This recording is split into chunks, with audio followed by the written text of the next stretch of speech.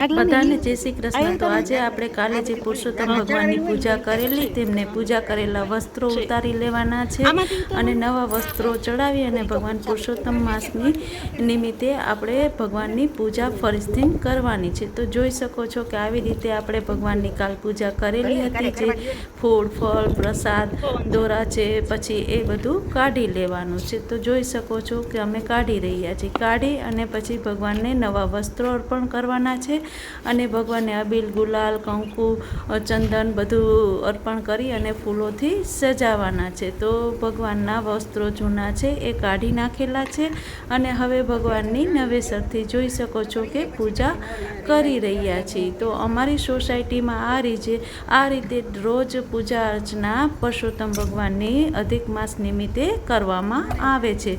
તો જોઈ શકો છો ભગવાનની પૂજા અર્ચના ગોપીઓ કરી રહી છે। આવી જ રીતે ભગવાન પુરુષોત્તમ ભગવાનની રોજ પૂજા અર્ચના ગીત કાઠા ગોળની વાર્તા એ રોજ અમે કરીએ છીએ અને બધી ગોપીઓ મળી અને ભગવાન પુરુષોત્તમ ભગવાનની રોજ પૂજા કરીએ છીએ। તો તમે વિડીયોમાં જોઈ શકો છો, તો વિડીયોના માધ્યમથી તમે પણ ભગવાનના દર્શન કરી શકો છો। તો જોઈ શકો છો કે ભગવાનને ફૂલ હાર નાગલા કોકલા બધું ચડાવી દીધું છે અને હવે ભગવાનને પ્રસાદ વગેરે બધું પણ ધરાવશે। તો માસી જોઈ શકો છો કે પૂજા કરી રહ્યા છે।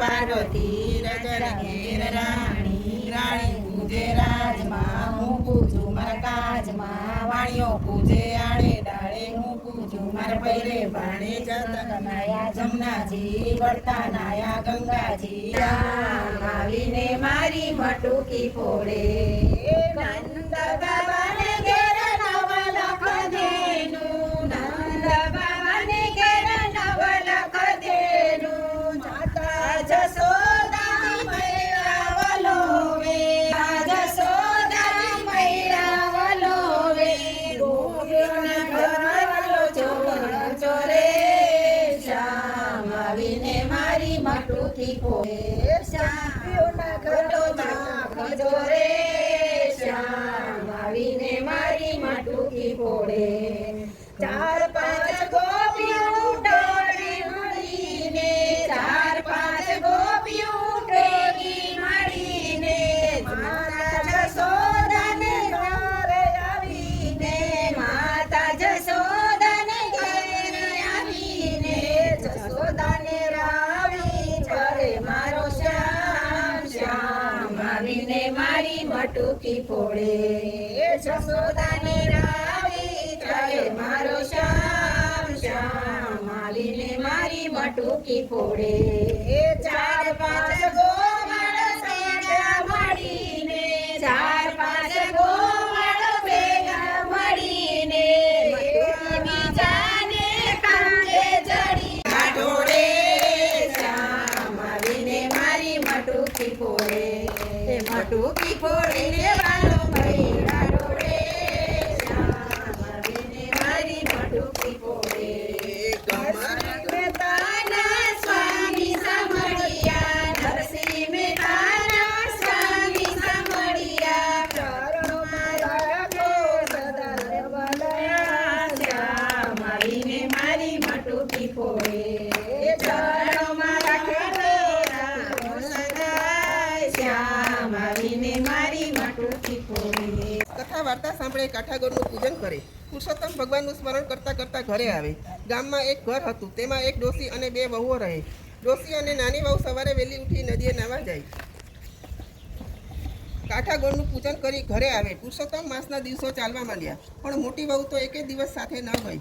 નાની વહુને થયું કે ચાલો આજ તો મારા જેઠાણીને બોલાવું, એમ વિચારી તે પોતાની જેઠાણી પાસે ગઈ અને કહ્યું, ચાલો ભાભીજી નદીએ જઈએ, નાહીશું ધોઈશું, કથા વાર્તા સાંભળીશું, કાઠાગોળનું પૂજન કરીને હરિગીત ગાતા ગાતા ઘરે આવીશું।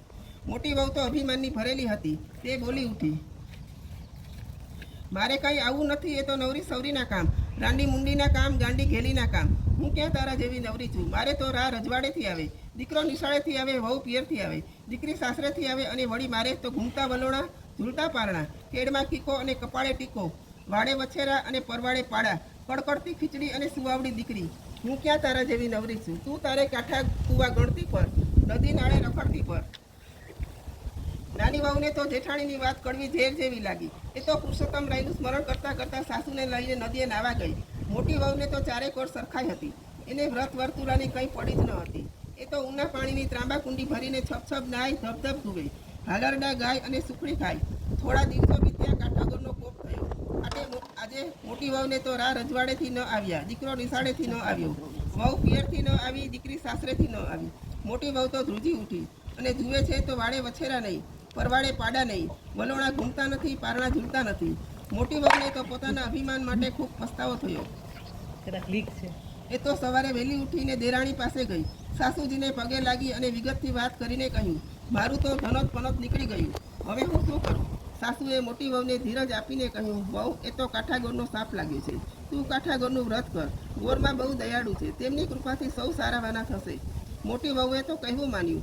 ઝટ દઈને ઉઠી છાબડીમાં ફૂલ, દાબડીમાં કંકુ લીધા, ધૂપ દીપ લીધા, શ્રીફળ અને સોપારી લીધા, કળશ અને કંકાવટી લીધા, ખંભે ચૂંદડી નાખી નદીએ નાવા નીકળી.